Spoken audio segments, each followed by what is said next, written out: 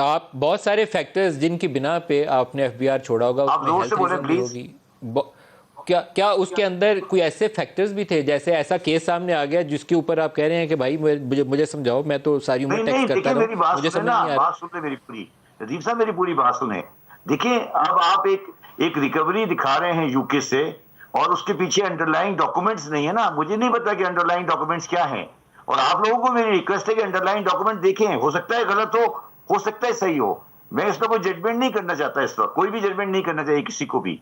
तो ये मैं कह रहा हूं, हो सकता है बिल्कुल जो आप कह रहे हैं बिल्कुल ठीक हो, और हो सकता है जो आप कह रहे हैं बिल्कुल गलत हो।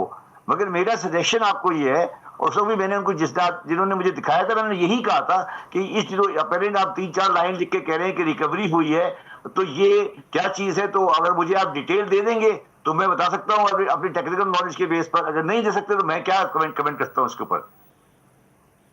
ये सही आप कह समझे रहे हैं मेरी आप, बात क्योंकि अजीब साहब? नेशनल क्राइम एजेंसी है जिसने पैसा पकड़ा और आउट ऑफ कोर्ट सेटलमेंट करके वही तो मैं पाकिस्तानी आपसे अर्ज टैक्स कर रहा हूँ पेयर्स को सर, मेरी लुटाना था। बात क्यों नहीं समझ रहे आप। नेशनल क्राइम एजेंसी ने हम्म, पैसे रिकवर किए, आपको फॉरवर्ड किए। मैं यही तो आपको अर्ज कर रहा हूँ। उस वक्त भी अगर आप उसकी इसकी डिटेल देखें, मीडिया की कवरेज देखें, तो इस पर ये बात आती रही थी। मगर मैं फिर आपको गुजारिश ये कर रहा हूँ, आप देख लें। मैं सब आपकी बात हो सकता है बिल्कुल ठीक हो, मैं नहीं कह रहा गलत कह रहे हैं आप, मगर पहले हम्म। हम फैक्ट्स को एस्टेब्लिश कर लें। अगर फैक्ट्स एस्टेब्लिश करते हैं तो ठीक है, मगर ये पैसे आए हैं ये मुझे पता है। मगर उसके बाद उससे उससे जो ओपिनियन ली गई थी वो ये कि इसकी टैक्स में क्या नेचर है।